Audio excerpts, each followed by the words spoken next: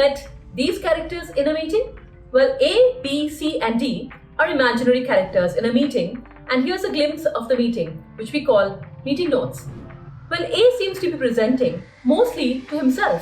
His slides are flapping valiantly behind him, and his audience, they're all ears.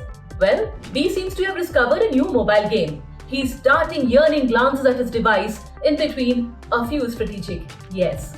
And C seems to be a writer in the making. A new story is flashing in front of her eyes as she makes notes, and no wonder she's nodding, all attentive and wise. And what about D? Well, D seems to be marking time by the questions he asks. And current count of questions is 7 so far? No, here comes the next. Well, are A, B, C, and D really so imaginary? Or have you been in a meeting with them? Or have you been them? Welcome to ET Careers GenNext, where we decode the questions of careers of today and tomorrow. And we started this series of humorously looking at some career situations that we've all been part of and how to look at changing some of those situations.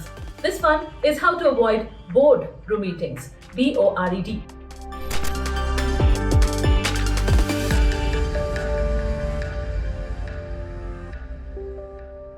Well, the most obvious reason why we might have some of these boardroom meetings is the reason that we see a lot of gross abuse of strategic terms sprinkled around our PowerPoints till these PowerPoints lose both power and all sense of points.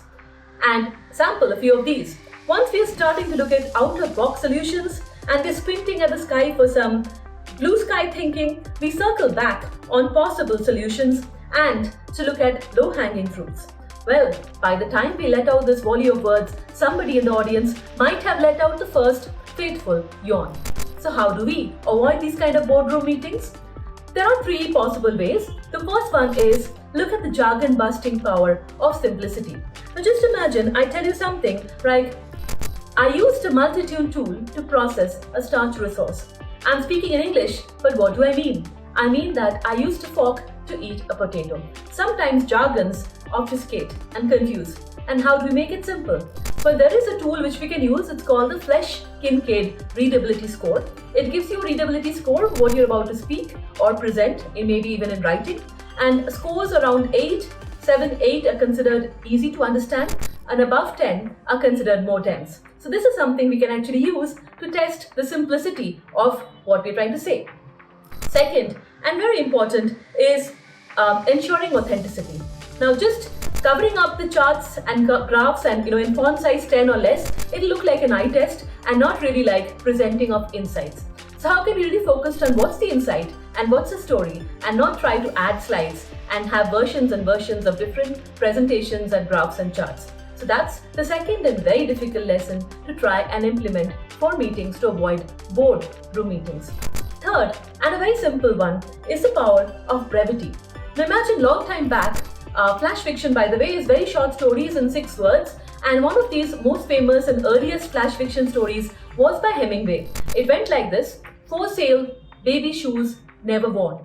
For sale, baby shoes, never worn. 6 words and it tells an entire story.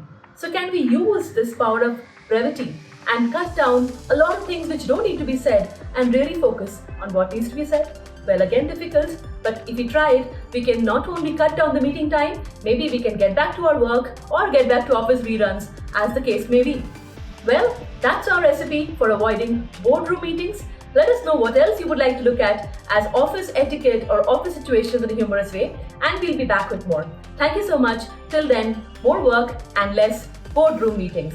We're signing out from ET Careers GenNext. Thank you.